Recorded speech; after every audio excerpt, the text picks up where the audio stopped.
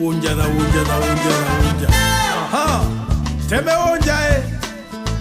Alors je m'appelle Francis Mbappé, de mon nom Maboule Mbappé Elissa. Je suis originaire de Douala, Bonalembe Akwa, Camerounais donc. Et je suis bassiste, compositeur, arrangeur, producteur de musique. C'est ce que je fais.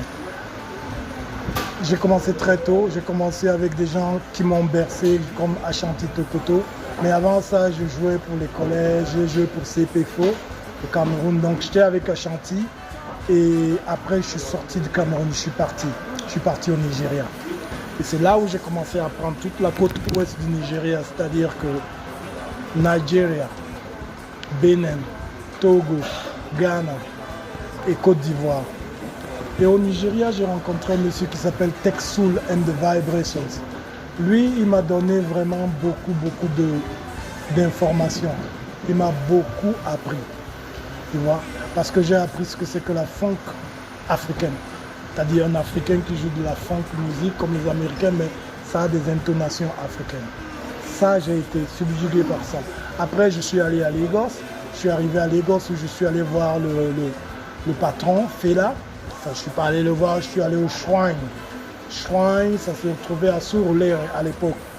Je suis resté quelques temps, peut-être une semaine, jouer tous les soirs et aller et revenir. Et après, j'ai continué donc Bénin, Togo. Je suis arrivé au Ghana où j'ai étudié un peu le high life. Le high life ghanéen qui est un peu dérivé de jazz, hein, parce que ça sonne vraiment d'une certaine manière. Je suis arrivé en Côte d'Ivoire après, à Abidjan. Et là, j'ai été engagé au Club Méditerranée. Par les Français, là, ils m'ont engagé. Donc, on a fait un groupe aussi qui s'appelait The Tom's Collection. Et on a joué pendant un moment. Et juste après ça, 3 ans, je suis resté en Côte d'Ivoire. Donc, j'ai voyagé, je suis arrivé à Paris.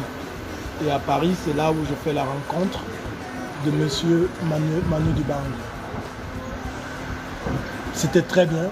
J'étais très jeune, j'avais 19-20 ans. Hein. Même pas, tu vois, Et il m'a fait appel, comme j'ai dit tout à l'heure, c'est-à-dire que je travaillais déjà avec des musiciens camerounais de très grande réputation. Vincent Guigny, que tout le monde connaît parce qu'il a joué avec Paul Simon. Lobé Valéry, que tout le monde connaît parce qu'il était aussi chez Manu Dibango, il a joué avec plein d'autres gars. Ben Sibelinga qui jouait avec les Touré Kunda. Les Touré Kunda, c'est un groupe mythique aussi à Paris, qui est un groupe africain sénégalais. Alors on a fait un groupe et on a été produit par un monsieur, Raphaël Ramirez, qui est un juif. Il nous a donné les moyens de produire cette musique.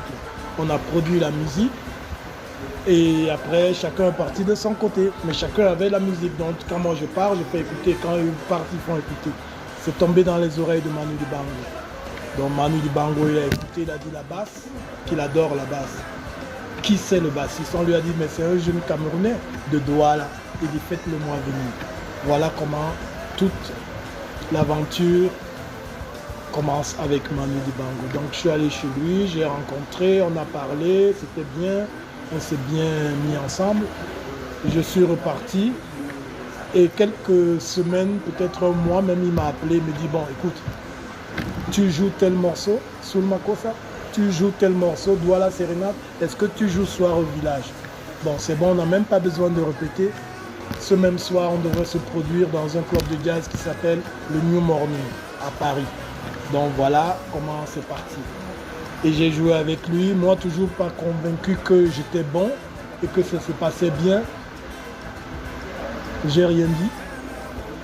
Je suis rentré chez moi furieux parce que j'étais pas content de moi. 2 mois plus tard, il m'a fait appel. Il m'a dit, écoute, est-ce que tu as un passeport? On va aux Antilles françaises. Guyane, Guadeloupe et Martinique. Voilà. Cette histoire-là, et après c'est parti, ça a commencé. Alors tu me demandes de parler pour les jeunes, c'est ce que tu... Moi je pense que les jeunes, ce qu'ils ont intérêt à faire, c'est d'écouter beaucoup, de travailler beaucoup, de persévérer, de rester, de toujours pousser, et de rester humble. moi, le truc le plus important dans ce métier, c'est parce que le métier, il est long. Et le parcours, il est tellement long que vraiment, pour avoir de la résistance, il faut vraiment travailler et rester humble. C'est tout ce que je peux dire. Maintenant, il faut se renseigner, il faut être curieux, il y a plein d'autres choses. Mais le mantra, la base, je pense que c'est ça.